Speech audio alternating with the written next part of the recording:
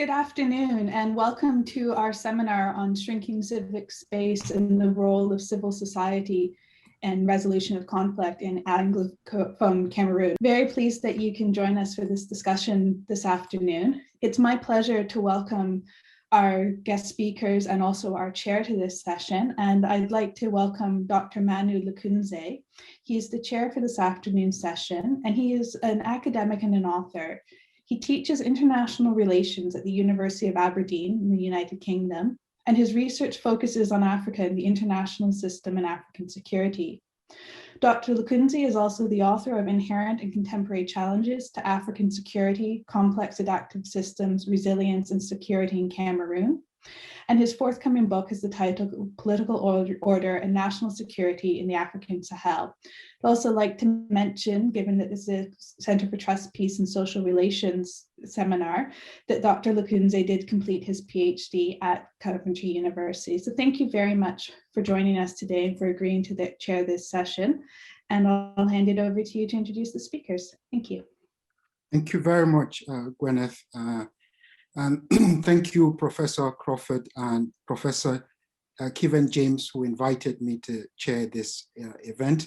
Unfortunately, James couldn't be with us today because of reasons beyond his control. So this event is a very interesting event for me, mainly because, as Gwyneth mentioned, while I was doing my PhD, I used to talk about problems in Cameroon because I did my PhD on security in Cameroon. And people will often say to me that, oh, this issue or that issue is very under-researched or under-reported.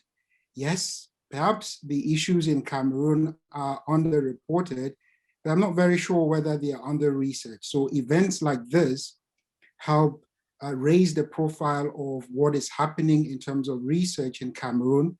Because even though we're talking about this problem as though it is a new problem, but when you think carefully about it, you understand that it started more or less as the Cameroon's problem in Nigeria, pre-colonial, or pre-independence, sorry.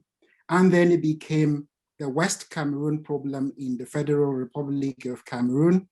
Then it evolved to the Anglophone problem in the United Republic of Cameroon. And since 2016 is more or less evolved to an armed conflict that we refer to as the Amazonian problem. So this is a problem that's been going on for over 100 or close to 100 years now. And events like this, which are out of research, inspire us to think more carefully about this problem so that in another 100 years' time, our descendants will not be talking about the same problem in different words. So once more, thanks to Coventry University for organizing this and the research that you're doing. Please continue to do this and invite us again next time so we can really find solutions to this problem. So I will then move on to present or introduce the presenters who will then give us our presentation. So our first presenter today will be Dr. Maurice Besseng. He's a former doctorate student at the CTPSR at Coventry University, and now a postdoctoral researcher at Wild Crew in the University of Oxford. So Dr. Besseng, what would you say led to the current conflict in the English-speaking regions of Cameroon? Dr. Manu, thank you so much for the introduction, and I would say you have alluded to that already. You know, the current problem that we have now in the English-speaking regions of Cameroon it's over 100 years old. Like even the president of Cameroon had to mention this during the Paris Peace Forum in November 2019. Where he used the history of Cameroon to try to situate what is happening in his country. Like you said, contemporary Cameroon emerged from an unusual colonial history. You know, having been under Portuguese who came up with the name Cameroon, when they named a river close to where they landed in their exploration, the River Wuri estuary, Rio dos Cameros. And then it was over to the Dutch, the German, and the territory was later divided into French and British protectorates after World War One. Thereby, you see that Cameroon inherited a rather unique legacy as a territory divided along linguistic and sociocultural differences. I would just like to share a graphic that paints this picture more clearly, if you like. Yeah, I hope everyone can see that. As the graphic illustrates, French administered Cameroon gained its independence in 1960, becoming La République du Cameroun, while in 1961, the British administered Southern Cameroon's territory. To a plebiscite was only offered a route to independence if they choose to join either already independent Nigeria or La République du Cameroun.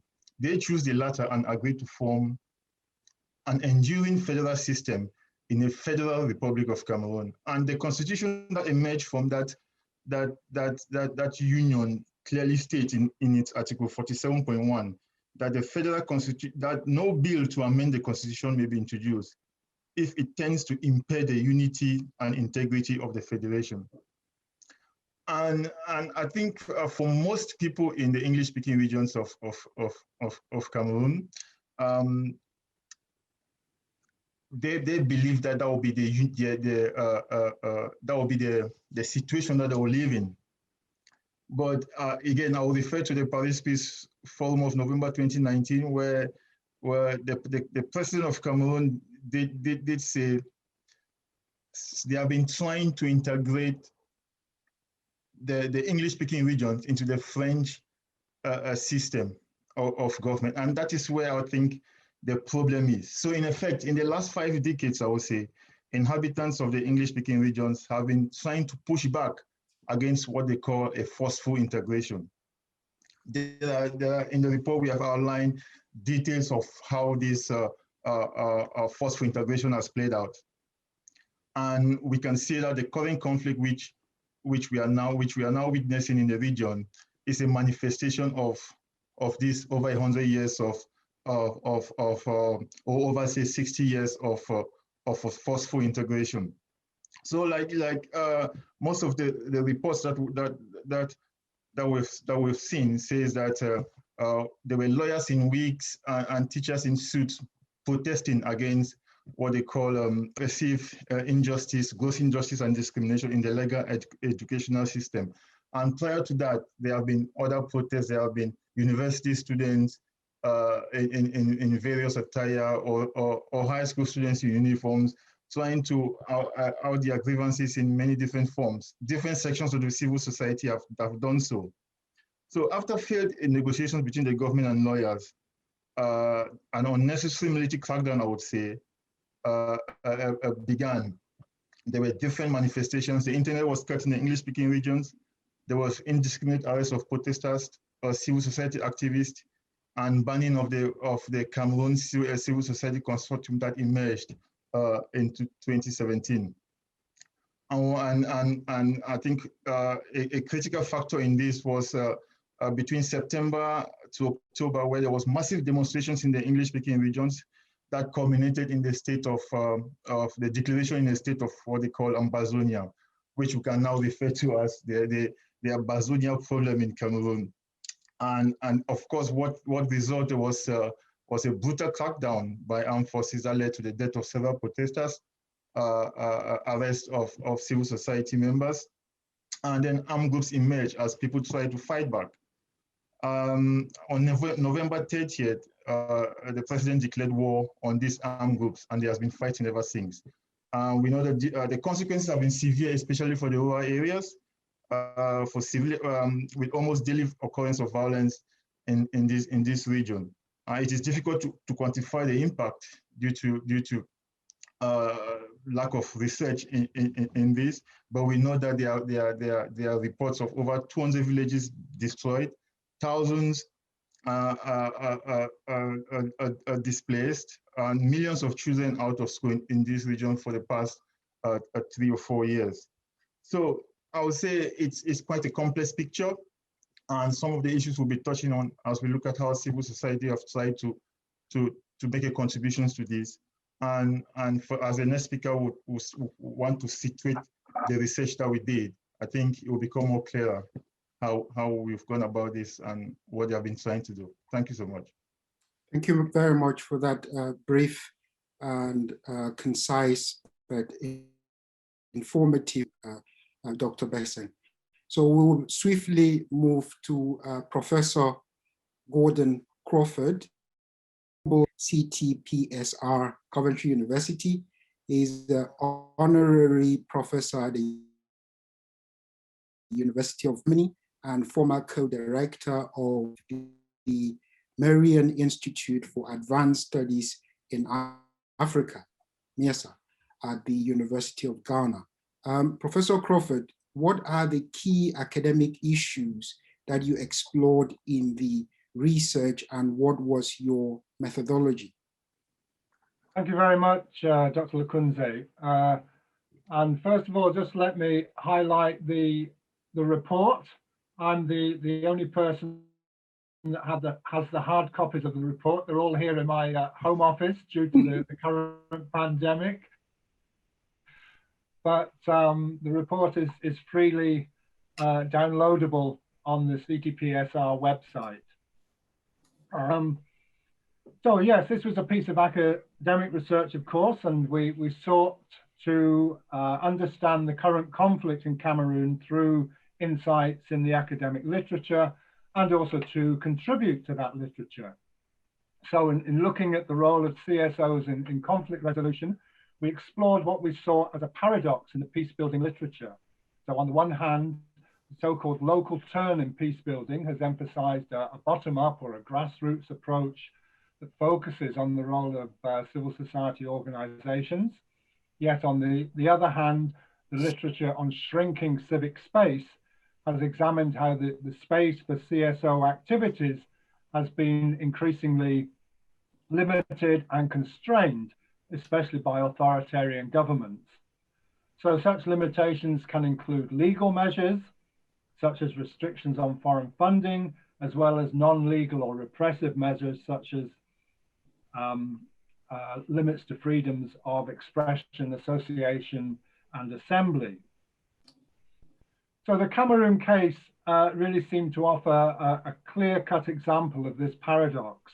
On the one hand, there was and remains an impasse in top-down peace-building efforts, with the government's so-called major national dialogue having failed, perhaps intentionally so, and any international offers of mediation rejected by the Cameroonian government. Therefore, in this situation, bottom-up efforts at peace-building are potentially very relevant.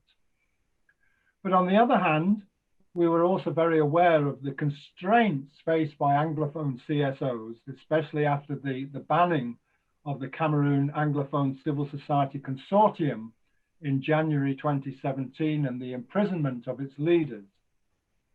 So we wanted to investigate how CSOs negotiated these constraints while remaining committed to responding to the dreadful atrocities and human rights abuses that were being experienced on an almost daily basis in the English-speaking regions. So we asked 3 research questions. First, in what ways have Cameroonian CSOs engaged in efforts to resolve conflict and to build peace? Second, to what extent have such efforts been constrained by shrinking civic space? And third, by what means have CSOs sought to overcome such constraints? In terms of our methods, it must be remembered that this was a very small project with a very limited budget. So our data was collected by means of a one-day consultative dialogue workshop in January 2020, with follow-up interviews with the leaders of selected NGOs in May 2020. We also held focus group discussions with IDPs, internally displaced people, But for this report, we have focused on the role of the civil society organizations. So the consultative dialogue workshop was attended by representatives from 15 Cameroonian CSOs, all involved in activities that focused on humanitarian assistance and conflict resolution. And the CSOs range from women's organizations to youth-led associations, human rights groups, a teachers association, and humanitarian and development organizations. They included local, regional, and national organizations, with 2 being the national branches of international organizations. All were operational either in the Southwest and or the Northwest regions. And the workshop involved presentations from some of the CSOs on their work, and then small group discussions on some of the key issues that had arisen. And the aim of the workshop was to facilitate discussion and reflection among the CSOs themselves on the current conflict and on their roles in its mitigation and resolution. And I think this method was successful in obtaining some very rich and pertinent data, which is highlighted in the report. Thank you. Thank you very much, Professor Crawford. I think one of the key words to pick from your presentation is the word paradox. Anyone working on Cameroon will be quite familiar with how paradoxical things may appear in Cameroon. So great work. So I would swiftly move to Dr. Nancy Annan. Dr. Nancy Annan is a former doctorate student at the CTPSR. Now she's a postdoctoral research fellow at the CTPSR.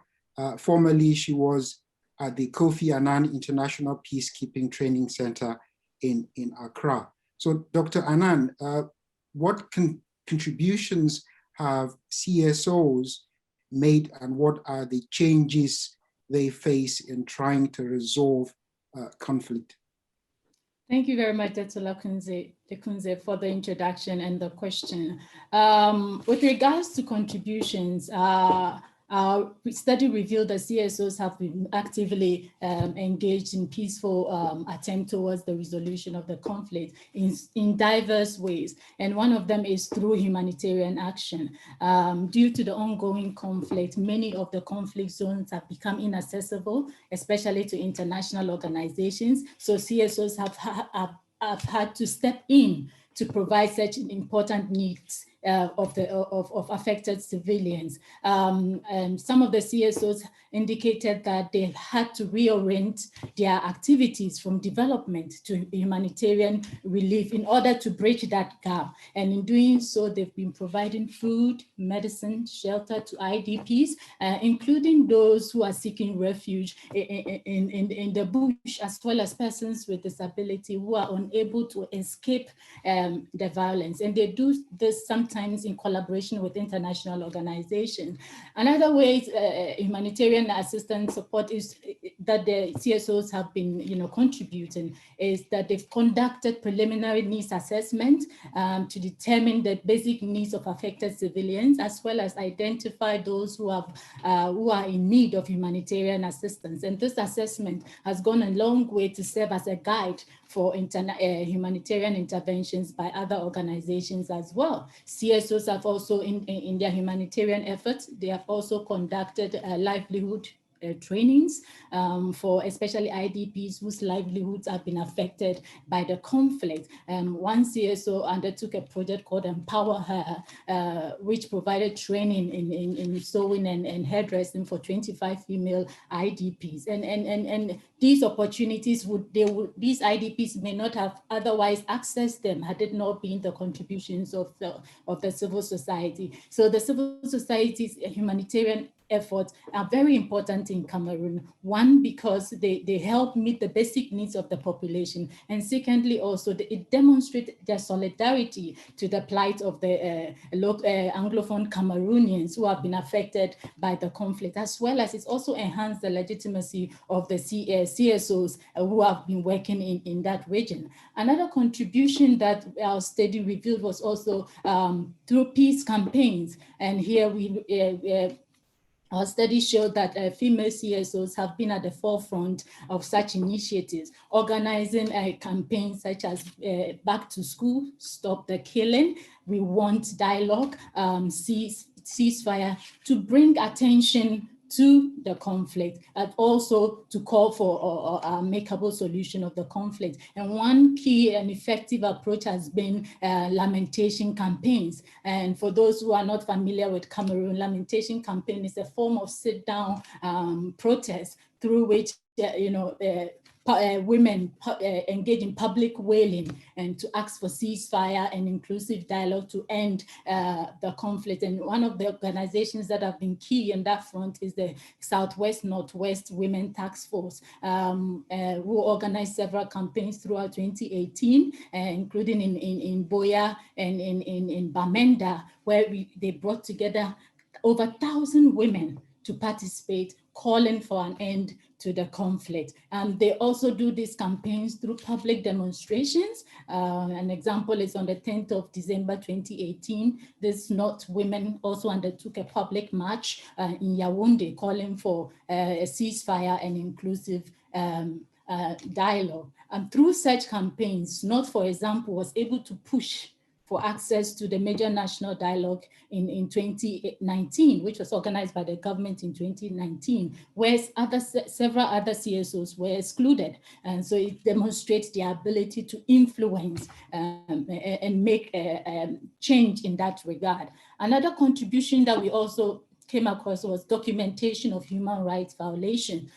Due to the limited information and coverage on the conflict in mainstream media, both at national and international level, CSOs have been instrumental in bringing awareness around the atrocities that have been committed. An example is regarding to, the Ngabo massacre, which occurred on 14 February 2020, where we saw 21 people killed, including 13 children and pregnant women. CSOs were at the forefront in reporting and bringing this to the public awareness, which also then led to contributed one way or the other to the subsequent investigation that unfolded, and now has enabled the perpetrators to be held accountable to these crimes. CSOs have also been doing presentations at international platforms, bringing international awareness to the conflict. As we rightly said, this conflict has been largely neglected at the international level. Another contribution is also through trauma healing, where CSOs have been providing psychosocial and mental health support, including to women and girls who have been affected by the conflict. Another contribution is also through peace education, where CSOs through their sensitization programs have been helping communities that have been affected by the conflict to deal with the conflict. One CS organization organized a peace education for youth in communities to help them, give them non-violence approaches to dealing with the conflict. So these contributions have been crucial in identifying and addressing the needs of affected Cameroonians, as well as also increased awareness on the conflict and its impact. Now, there were also some challenges that were brought to fore during our studies, and which related to the very shrinking civic space that we have been discussing. And one of the challenges relates to administrative restrictions and control. It was evident during our field study, some of the civil societies indicated that there are instances where divisional or administrative officers do not issue authorization for them to carry out their activities in the communities. And this restricts the ability, one, to access these communities, two, to be able to address the needs of affected civilians within those communities. They also talked about surveillance of their activities, sometimes by the military interfering in their activities, all in the name of providing security for CSO staff, but actually spying on them. And the other side of this is that it also puts the lives of the CSOs at risk, because there are times that there have been crossfires between the military and the separatists. There's also the issue of censorship. some of the civil society have been prevented by these same administrative officers from sharing information regarding the situation of the people in communities. And any CSO who dares to violate such censorship is either fined or imprisoned or banned, as in the case of the Civil Society Consortium in January 2017. There was also the issue of CSO government relation and sector discord. Most of the CSOs noted that to operate freely and contribute significantly to peaceful change, it depended on the nature of its CSO relationship between them and the government. So you have a situation whereby there are some CSOs who are funded by the state.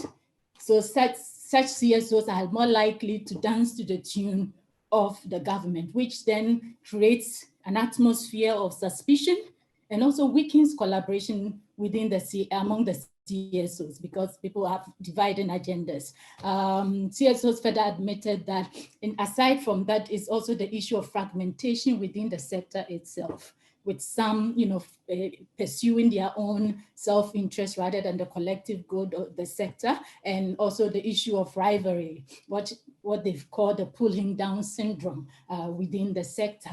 So, I mean, these challenges with regards to the sector discord and then CSO relations weaken the voices of CSOs and limit their effectiveness in Cameroon.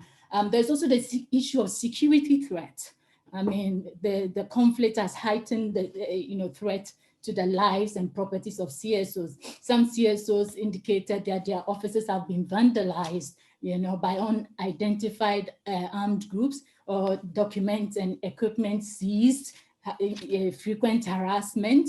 And even though they have reported these issues to the police, there has not been any investigations carried out. Two of the civil societies that we also came into contact with indicated that they have been kidnapped before by some of the separatists. So it demonstrates the dangerous terrain within which civil societies in Cameroon actually operate. And finally is the issue of lack of financial sustainability, which I think is common among a lot of CSOs.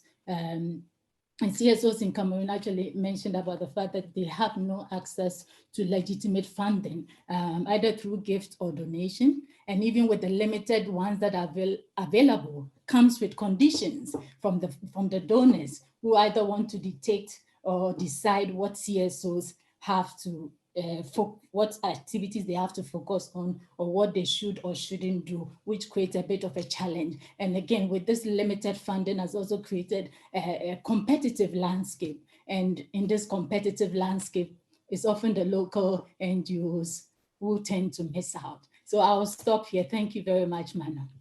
Thank you very much, Dr. Anand. Listening to you, I could see it's a great challenge for the CSOs, and the fact that you mentioned that some of these CSOs actually go to help people in the forest is really key. And it's also important that you highlighted the women. So if anyone ever thought that bravery is some kind of a masculine characteristic, you should go to Cameroon. The women are actually more brave than the men in Cameroon. So good stuff. So let me turn to Professor Crawford to say, how did the CSO respond to these challenges, Professor Crawford? Yes, thank you. Nancy has outlined the challenges and constraints faced very closely. And the CSOs shared ways with us in which they have sought to respond to this closing of civic spaces. And the first strategy was awareness raising, and this was twofold. Awareness raising with regards to the conflict itself and also in relation to their own role. And they felt that there is actually limited awareness of the conflict within Francophone Cameroon as well as within the international community. And they sought to rectify that in various ways. For example, the women's groups taking their demands directly to Yaoundé in order to get more attention. Also, some CSOs felt that the hostility towards themselves from both conflict parties stemmed partly from a limited understanding of their role, and they sought to counter that through the media and through social media. A second strategy was accurate documentation of violent atrocities and human rights abuses. That sort of accurate documentation was seen as crucial, especially in an age where misinformation can so easily circulate on social media. So to do this, they said it was important to have reliable people on the ground to verify accounts of atrocities. And when it was known that the information from them was reliable and accurate, then that forced government to take their accounts seriously, and also it countered government attempts at delegitimization of their role. Also, they said that it was important to relate abuses to international human rights law and to network with international human rights organizations, partly for their own protection. A third and perhaps the most important strategy was mobilization, networking, and coalition building into more effective organizational forms. And I think the best example of this is the Southwest-Northwest Women's Task Force, which Nancy has already mentioned, who were formed in May 2018. And they're a coalition of women's organizations and individual activists that came together to focus exclusively on the conflict and its impact on civilians. And it's well known that SNOT, as it's known, has undertaken a variety of public demonstrations, such as the Lamentations campaign, and also campaigned publicly around other such demands that Nancy has already mentioned: back to school, stop burning health facilities, stop the rapes and killings, ceasefire and inclusive dialogue. So SNOT has also mobilized women's groups at the grassroots, especially around issues of security, health, and sexual rights, especially in the context of gender-based violence. A fourth strategy was dialogue and communication.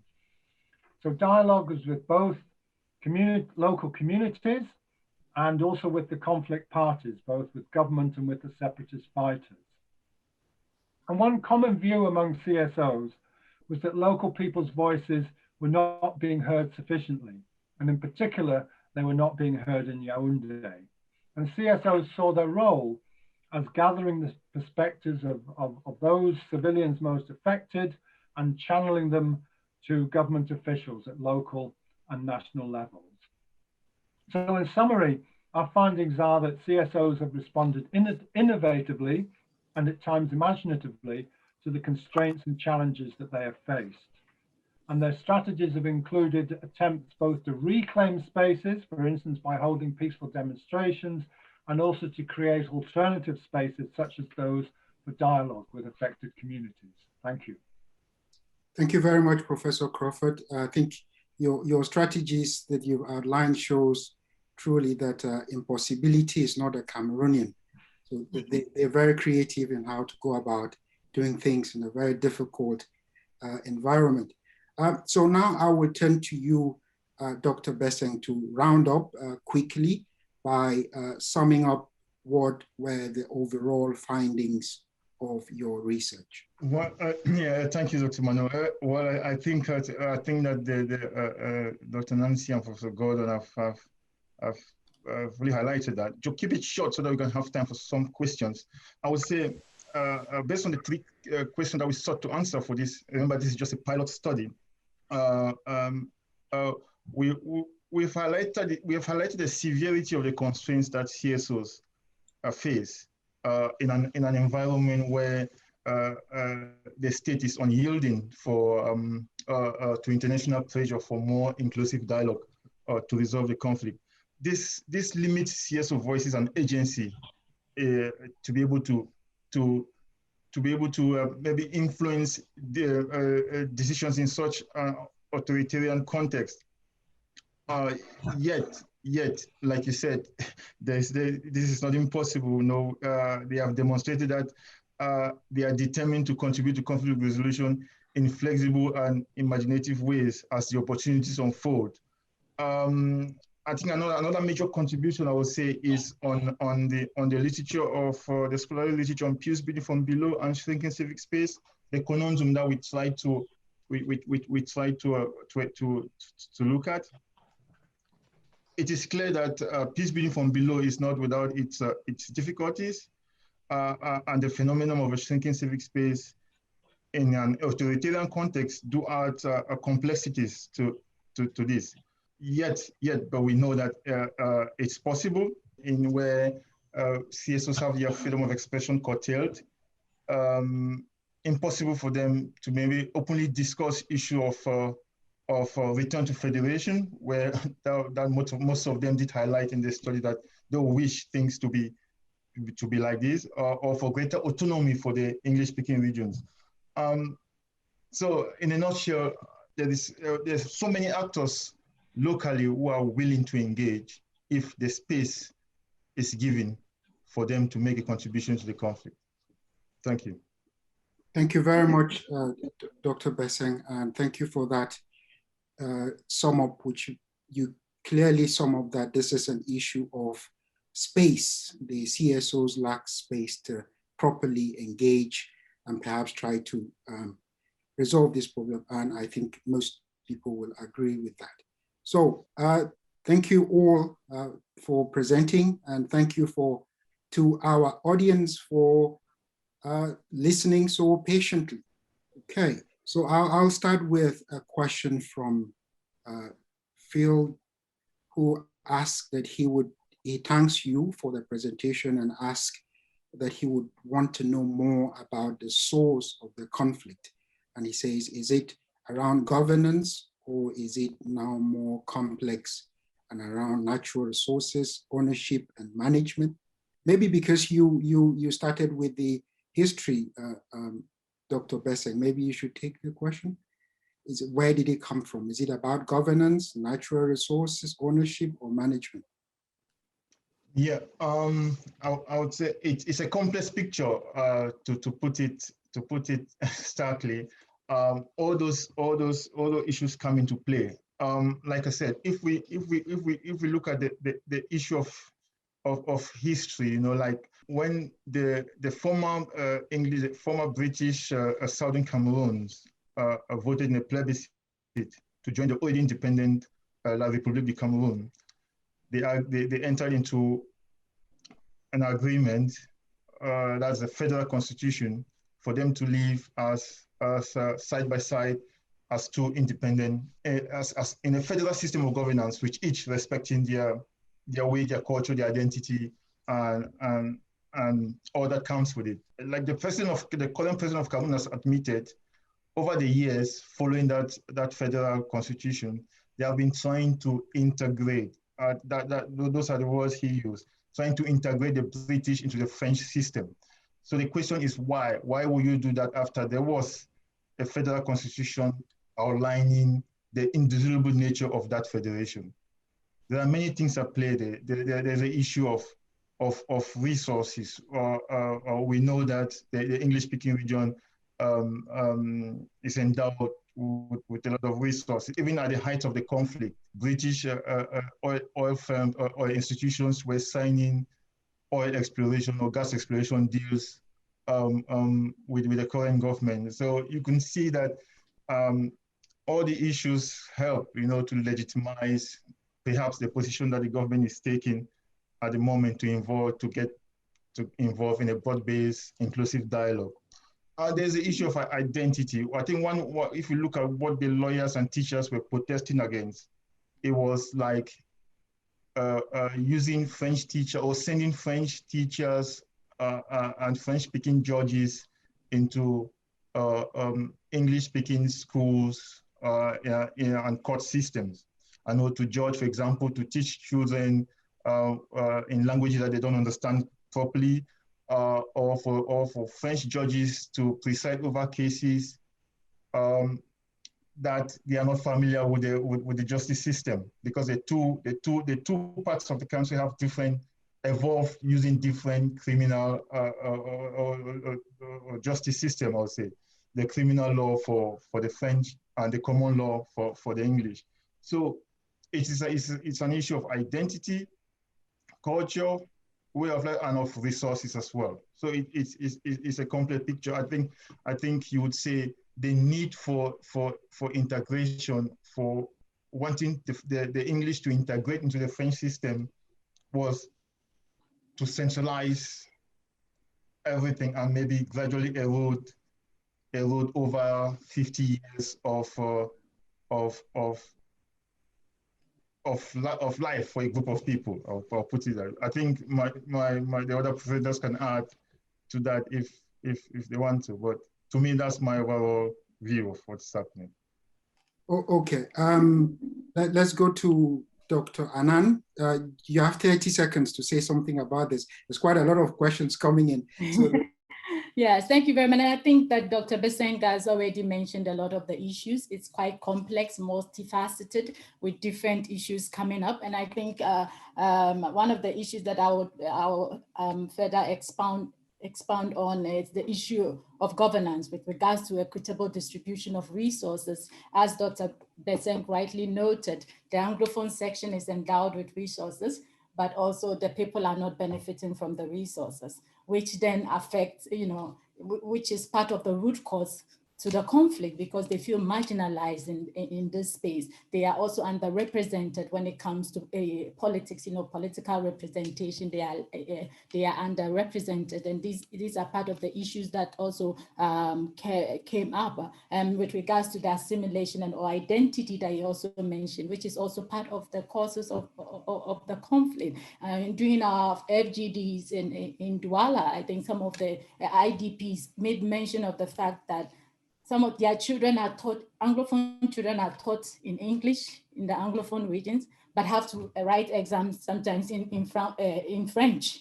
And this sort of affect their performance in the exam. So it then affect their employability within Cameroon. And this also affect their livelihood. So these challenges are part of, contribute to that root causes that also led to the conflict in the first place. I'll end here. Great stuff. Professor Crawford, 30 seconds. No, nothing to add. Let's move on. I think Maurice and Nancy have said it all.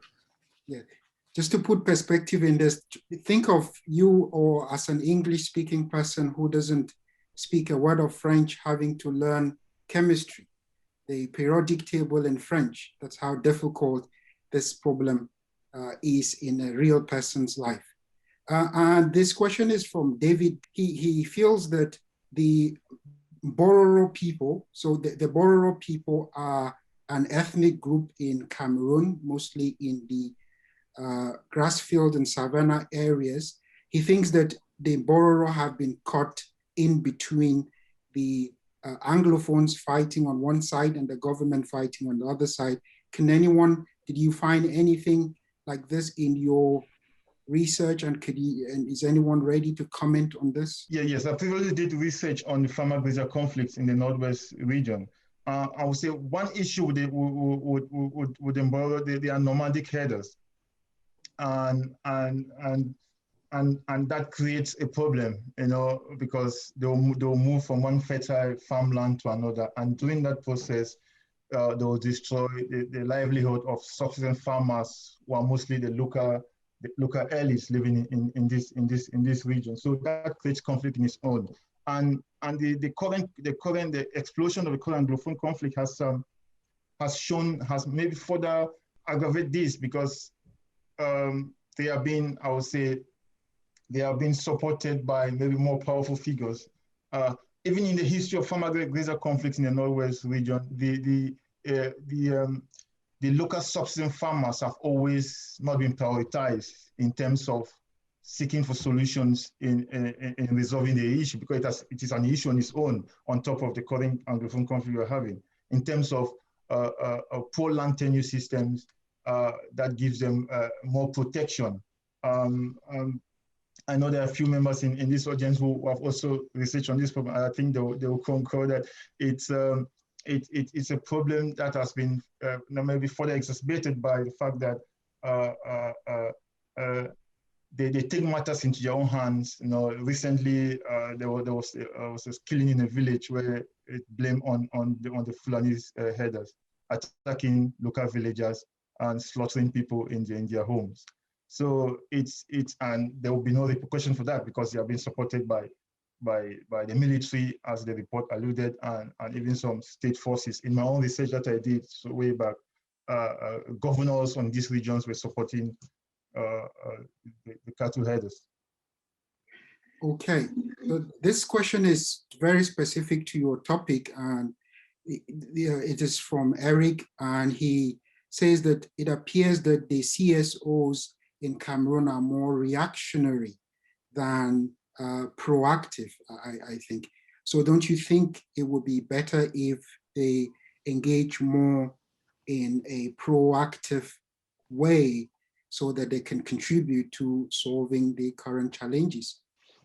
Sure, yes. Well, I'm not sure I would agree with Eric's statement that the CSOs are more reactionary than proactive. I mean, or more reactive, perhaps. I think that they're reactive in the sense that they are having to respond to a situation of conflict that has arisen since 2016, 2017. But in their responses, they've also been quite proactive. I think, again, in particular, the role of women's groups shows us a lot of sort of innovatory and imaginative actions, the lamentation campaigns, the public protests, and other campaigns, the March in Yaoundé, etc. Yes, CSOs need to be proactive, particularly in a context where their activities are severely constrained. But I would say that our findings are that the CSOs have responded well to those constraints and the limited space that they have. They've tried to create space by various means in which to undertake activities. They're very much in a position where they are relatively powerless compared with very powerful armed actors. And I do think they have responded in ways which have attempted to deal with a difficult situation. Thank you. Good stuff. This is a follow-up question related to the role of CSOs. So do you think the avenues outside of Cameroon, so considering the constrained environment within Cameroon, do you think there are avenues outside of Cameroon that Cameroonian-based CSOs can pursue? Perhaps I can start with that, and I think that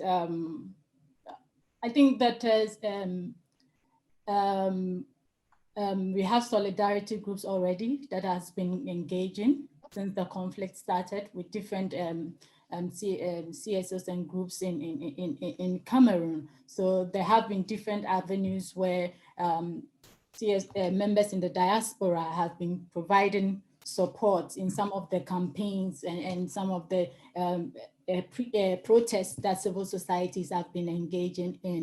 I mean, the avenues can be diverse in perhaps areas that they can support through funding. Perhaps that's one area that the members in the diaspora can support, and also continuing with the solidarity in providing that solidarity and collaboration with CSOs on the ground, and also, creating platforms for dialogue such as this on some of the issues that is going on in the diaspora to create more international awareness to the conflict on the ground. So for me, that's what I will add to that. I think just to add to that, I think a glaring example where a local CSO in Cameroon can tap in internationally is the example of Clyde at the Center for Human Rights in Cameroon. That has created this partnership with institutions in Canada in documenting violence and reporting atrocities. And I think that partnership, as we saw in our study, has been quite instrumental in highlighting or in publicizing the conflict in a way, you know, and those are some of the initiatives that local CSOs can take. But I think that comes through with the gravitas or of the local CSO, because some are quite within sub-district influence, for example, not without national influence. It depends on the strength and the capacity of the NGO locally to be able to tap into those avenues. But it's a matter of awareness and maybe promoting that such initiatives can help better if they do liaise with international institutions. I would just add very briefly to endorse what Nancy and Morris have said. I think these international linkages within civil society between the local CSOs and international CSOs are important for the reasons given in terms of collaboration, solidarity, especially for human rights organizations that are documenting the violations. It enables local CSOs to get more international attention to what is happening in the English-speaking regions of Cameroon. It also gives them a degree of protection in terms of the work they're doing. But of course, it's very important that the international organizations take a more subsidiary supporting role and don't take over. So this question is, again, connected to the question you've just answered, and it's from Ben. He says, in recent years, there has been a very limited engagement from international NGOs in the northwest and the southwest of Cameroon relative to many other countries in Africa. Is there any evidence of increasing engagement beyond the human rights NGOs from 2018? What support from international civil society would be of most value to Cameroon CSOs? I think that Ben makes a good point in terms of the limited engagement of international NGOs. I think that on occasions where there have been these linkages, then they have been significant and important, and has strengthened the work, particularly of local human rights NGOs. But you know, partly in parallel with the fact that this ongoing conflict in the former southern Cameroons and the English-speaking regions has been relatively neglected internationally. I think that also that neglect extends to the civil society dimension, and it's not just sort of governmental and intragovernmental organizations that have neglected this conflict, but also there has been some neglect by international civil society. So I would concur with that analysis. I think Gordon already mentioned this, responded to that, and I think yes, I agree with that analysis as well, that there has been a limited engagement, and perhaps an area that they can still maximize and expand on is this continuous information sharing between local civil society and then international NGOs. You can talk about Amnesty International, Human Rights Watch. I mean, those are platforms that they can share information. And also, I think that another, like Gordon rightly said, is that international neglect, but also in the international media attention has been very less when it comes to this Anglophone crisis. And I think that a collaboration on that front to sort of draw more international attention would also be beneficial. So there's another question from Ben, which I think is a very interesting question. Ben asked, how are CSOs interacting with traditional rulers, and what role do you see traditional rulers having in humanitarian work and peace building? Can traditional rulers support CSO? Why I think this question is very important is because of the view within the Southwest that the Amazonians have treated the traditional rulers in the Southwest differently from the ones in the Northwest. So I think this point that Ben has raised is an important point. So did you see anything within the CSOs? Well, our participants for this study, there were no traditional ruler association involved. But I would say the view of the way that separatist groups have treated traditional rulers in the two regions, I think that view is contested in a way because traditional rulers have been kidnapped in the Northwest as well as in the Southwest. Though I think I would say none has been killed, as is the case in the Southwest. So many people do see traditional rulers as a mouthpiece of the government. So that's where the difficulty is, and it brings that challenge of I think most of them would think that if they are standing, most of them would think that if the traditional rulers are standing for the people and then see the plight the people are going through, why would they still be dancing to the tune of the government? So that's a difficult issue. But I agree. I think getting the views of traditional rulers would be useful, but based on the fact that the difficult role that they play within the society that some see as it's a problem as well. So I don't know, Gordon, if you want to add something to that, I don't know. Yeah, but that's what I think. I think it's many I would say feel that they have been let down by traditional institutions based on the plight that they have faced. I think the questions that you see on social media questioning their continued romance with the government, despite all the killings, burnings of villages, burnings of traditional policies, allegedly by government forces, it raises a lot of questions on their role effectively. Okay, Professor Crawford, do you see any role that CSOs and traditional rulers could play together? Yeah, it's a good question. It's not one I can really address with any certainty. This is where we are missing our co-author, Professor Kevin. I know that he would have a lot to say on this, but it wasn't covered sort of directly in our research.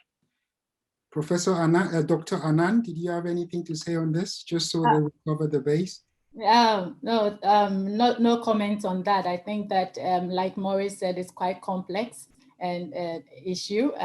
But then again, I believe traditional rulers have a role to play, and it's important that civil society in Cameroon find a way to collaborate with them and then address whatever the issues are, and then find a way to collaborate in making in their conflict resolution initiatives. Good stuff. Thank you very much. I think we are coming towards the end. So I have a comment here from Melissa, which I think is a good point to end on. Melissa says that growing up as a Francophone in Cameroon, she never met any Anglophone person, and English was taught to us just as a second language, not an integral part of our culture. Even our president rarely speaks English, so I was not aware things were unbalanced, not aware there was another side of the country.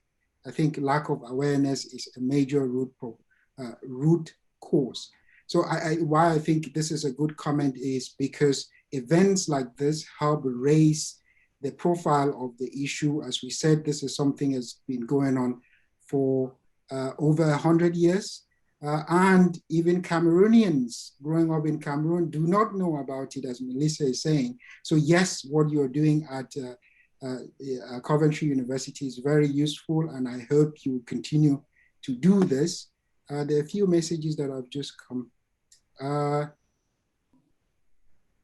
Someone talking about paradoxes. Yes, Cameroon, as they say in Cameroon, if Cameroon is explained to you and you understand, it means you didn't, the person didn't explain it properly.